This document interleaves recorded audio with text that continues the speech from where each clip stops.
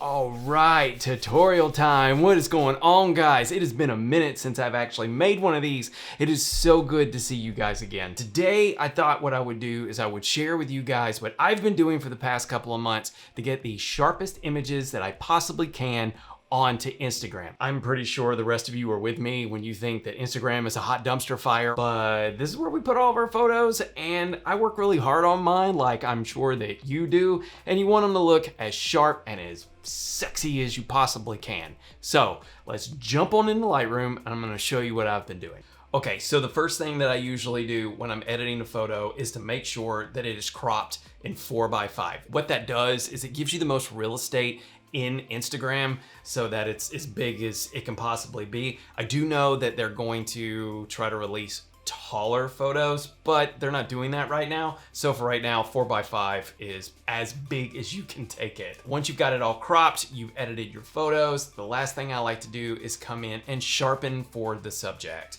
So I come down to the little sharpening panel. I usually take it to about 60 to 65. We'll take it to 65. The masking right here, if you press the Alt button, I'm not exactly sure what it is on a Mac, but I will leave it down below. Press the Alt button and then drag your mask out, and then you will actually see what it is that it's masking out. Now, all the white bits and stuff that you see is what's going to be sharpened.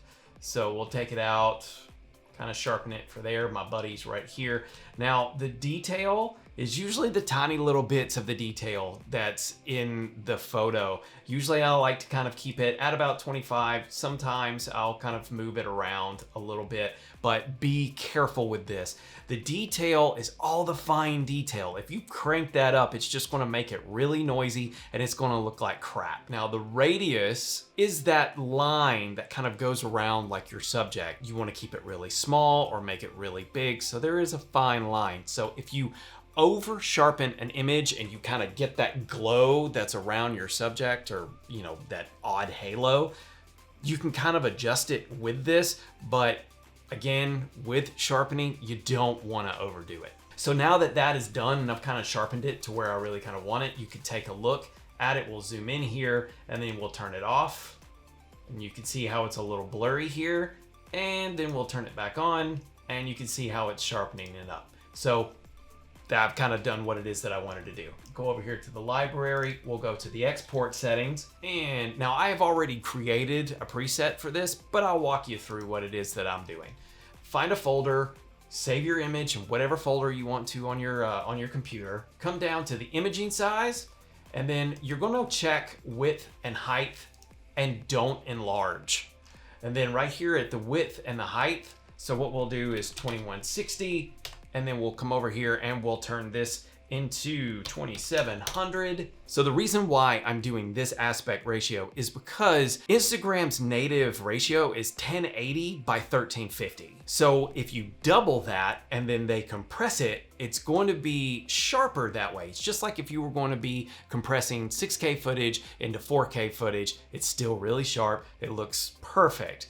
But if you upload an image that is 1080 by 1350, Instagram is still going to compress it like it would any other photo, and it's just going to make it even more pixelated, and that's really not what we want. Now, the resolution, I usually keep it at 72. A digital pixel is a digital pixel. This really does not matter. The only time this actually matters is if you are going to be printing it off, and we're not, so it doesn't matter. If it makes you feel better, change it to 300 if you want, but it's not going to matter. Now, on the output sharpening, what I do is I sharpen for screen, because obviously that is what we're going to be viewing it on. And then I usually keep it at standard because I've already sharpened the photo and it's just going to sharpen it again before they export it out. Having said that, you can put it on to high if you really want to, but be careful with this because, like I said earlier, over sharpening a photo can make it look really weird, and that's just not something that we want. However, I have tried this a couple of times on some photos, like especially like landscape photos, and it's worked just fine. But again, use it sparingly and be careful and use your own discretion in regards to that. Instagram usually kind of just wipes out all the metadata, But I usually just put the copyright only for my own peace of mind. Sure, they probably wipe it all out, but in case they don't, at least all of my copyrighted data is there.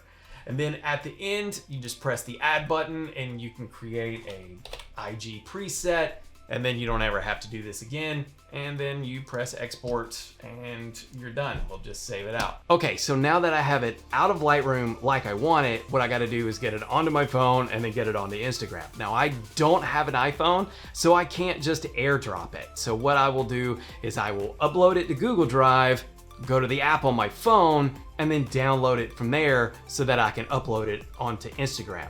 Doing it this way, I have not seen any quality loss at all, and it's been working really well for me for the past couple of months. That's really about it. That's really all I'm doing. So guys, if this helped you get any sharp, sexy photos onto Instagram, please hit the like button. It really does help me out. Subscribe if you are not already, and hit the bell so you get notified whenever I post new videos. And if you have any questions, leave it in the comments down below, and I will see you guys in the next one. All right, see you later.